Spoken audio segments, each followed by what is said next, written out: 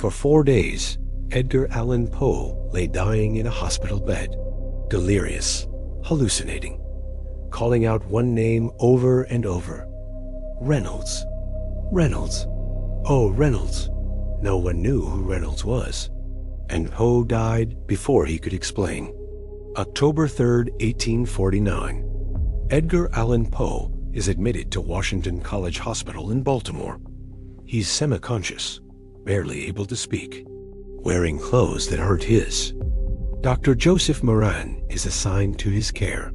Moran keeps detailed notes of Poe's final days. October 3rd, evening. Poe is delirious, tremors, sweating. He mutters incoherently. Moran can't understand what he's saying. October 4th, Poe has moments of clarity. Brief windows where he seems about to explain what happened. Then he slips back into delirium. During these delirious episodes, he starts calling out a name. Reynolds, then louder, Reynolds, Reynolds. Moran asks him, "Who is Reynolds? Is Reynolds someone we should contact?" Poe doesn't respond, or can't respond. He just keeps repeating the name. October 5th, Poe's condition worsens. The tremors intensify. He's sweating through the sheets. His eyes are unfocused. He seems to be seeing things that aren't there. And he keeps screaming, "Reynolds! Oh, Reynolds! Reynolds, please!" The other patients in the ward hear him. The nurses hear him. Everyone in the hospital hears Edgar Allan Poe screaming for Reynolds. But no one knows who Reynolds is. October 6th, Poe has one final moment of clarity. Dr. Moran is at his bedside. Moran later wrote, "He seemed about to tell me something important. His eyes focused. He opened his mouth to speak. I leaned in close, certain he was finally going to explain what happened to him." Poe whispered, "Reynolds." Then his eyes unfocused. He fell back into delirium. October 7th, 1849, 5 a.m. Edgar Allan Poe dies. His last coherent word, according to multiple witnesses, Reynolds. Dr. Moran immediately tries to identify this Reynolds person. He contacts Poe's family, his friends, his colleagues.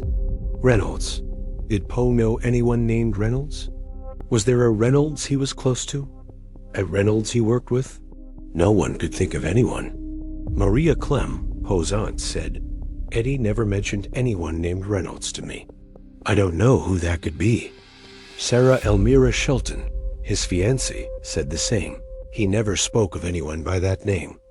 His literary colleagues in Richmond, "We don't know any Reynolds associated with Poe." So who was Reynolds? Investigators found several possibilities. Jeremiah Reynolds, an explorer and writer, wrote about an expedition to Antarctica. Poe had read his work, even wrote a story. This, found in a bottle, possibly inspired by Reynolds' accounts. But Poe had never met Jeremiah Reynolds, never corresponded with him. Why would he be calling for him on his deathbed? Henry R. Reynolds, a minor Baltimore politician, but no connection to Poe could be established. They moved in completely different circles. A Reynolds family. There were several Reynolds families in Baltimore. Investigators checked them all. None had any connection to Edgar Allan Poe.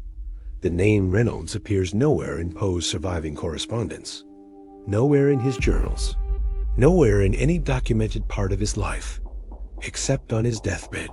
For 4 days, dying and delirious, Poe screamed for Reynolds. And then he died without ever explaining who Reynolds was. Over the years, theories have emerged. Theory 1. Reynolds was a code word. Maybe Poe wasn't calling for a person. Maybe Reynolds meant something else. A place, an organization, a message. Some researchers believe Reynolds was a distress code, a signal. If Poe had been kidnapped by a political gang, if he'd been cooped, maybe Reynolds was the name he was supposed to give to authorities. If you're taken, call for Reynolds. It's how we'll know you're in trouble. But if that's true, why didn't anyone recognize the signal? Theory 2. Reynolds was his captor.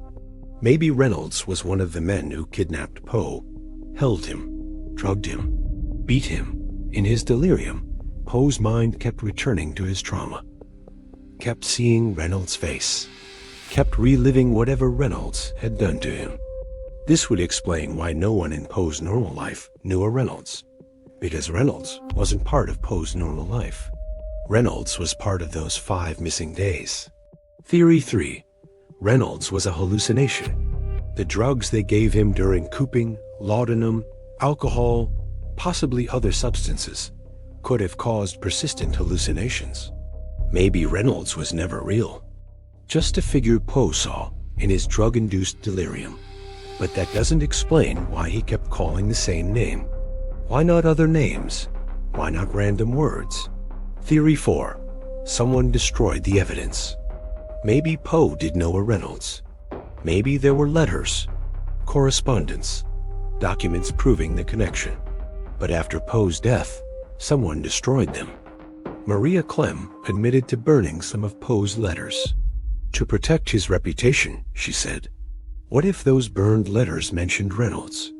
What if she destroyed the only evidence that could have solved the mystery? Or what if someone else destroyed them? Someone who didn't want Reynolds identified. Reynolds. Reynolds. Oh, Reynolds. The last coherent word of one of America's greatest writers. A name that appears nowhere else in his life. A person no one could identify. A mystery that died with him. Unless Reynolds wasn't a person at all. Unless Reynolds was a message. A warning. A dying man's attempt to tell us what happened during those 5 missing days. Tomorrow, we'll examine the impossible condition Poe was found in. The clothes. The location. The evidence everyone saw, but no one investigated.